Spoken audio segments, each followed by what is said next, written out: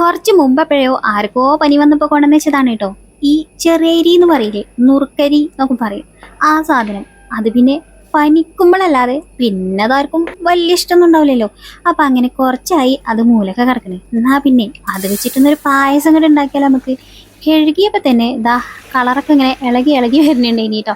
അപ്പൊ ഞാനിത് കുക്കറിലിട്ടിട്ട് കുറച്ച് വെള്ളം ഒഴിച്ചിട്ട് വിസിലടുപ്പിച്ചെടുക്കണേ. പിന്നെ അതിലേക്ക് വേണ്ടിയിട്ട് നമുക്ക് ശർക്കര വേണം. അപ്പൊ അതൊന്ന് വെള്ളം ഒഴിച്ച് ഉരുക്കിയെടുക്കട്ടെ കേട്ടോ. പിന്നെ നമ്മളിന്ന് പായസം ഉണ്ടാക്കാൻ പോണത് നമ്മുടെ ഈ ബിരിയാണി പാത്രത്തിലാണ് കേട്ടോ. ഇത് ബിരിയാണി പാത്രം എന്ന് ഞാൻ പറയാന്നുള്ളൂ കേട്ടോ.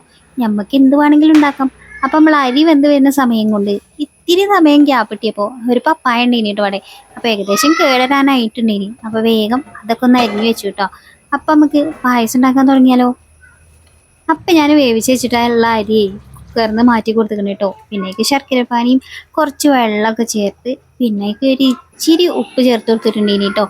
പിന്നെ തേങ്ങാപ്പാല്, ഒന്നാം പാല്, രണ്ടാം പാല് അങ്ങനെയൊക്കെയാണ് പാരേണ്ടത്. ഇവിടെ ഒന്നാം പാലും ഇല്ല, രണ്ടാം പാലും ഇല്ല. ഞാൻ സാധാ പശുപാലാണ് കേട്ടോ ഒഴിച്ചു കൊടുത്തിട്ടുണ്ടായിനിയത്. അങ്ങനെ കുറുക്കി കുറുക്കി എടുത്ത് നമ്മുടെ പായസം അങ്ങോട്ട് സെറ്റാക്കി എടുത്തു. പിന്നെ ഞാനൊരു ഒരു പിഞ്ച് ഏലക്കാപ്പൊടി കൂടി ചേർത്തിട്ടുണ്ടായിനി കേട്ടോ. മക്കള് സ്കൂളിൽ വരുമ്പോഴേ ഓൾക്ക് ഇഷ്ടപ്പെട്ട എന്തെങ്കിലുമൊക്കെ മധുര പലഹാരം ഉണ്ടാക്കിയൊക്കെയാണെങ്കിൽ ഓൾക്ക് ഭയങ്കര ഇഷ്ടമായി കേട്ടോ. അപ്പേ ഞാൻ നെയ്യൊക്കെ പൊട്ടിച്ചെടുക്കുമ്പോഴേ നമ്മൾ ഐസ്ക്രീം ഉണ്ടല്ലോ അതിൻ്റെ ആ ഒരു ഇതിങ്ങനെ നക്കി തോത്തിയിരിക്കുന്നത് അന്ന് മാതിരി ഇത് നക്കിയെടുക്കൊന്നുമില്ല. ഞാൻ സ്പൂൺ വെച്ചിട്ട് ആ നെയ്യൊക്കെ ഇങ്ങനെ എടുക്കിട്ടു. എന്തിനാപ്പം ആ നെയ്യ് വേസ്റ്റാക്കി കളയുന്നത്.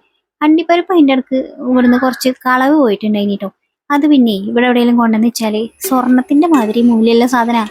കട്ടുകൊണ്ട് പോകും എൻ്റെ മക്കൾ കേട്ടോ. അപ്പൊ ആകെ ഒരു നാലോ അഞ്ചോ പീസ് അണ്ടിപ്പരിപ്പാണ് കിട്ടിയിട്ടുണ്ടായിരുന്നത്.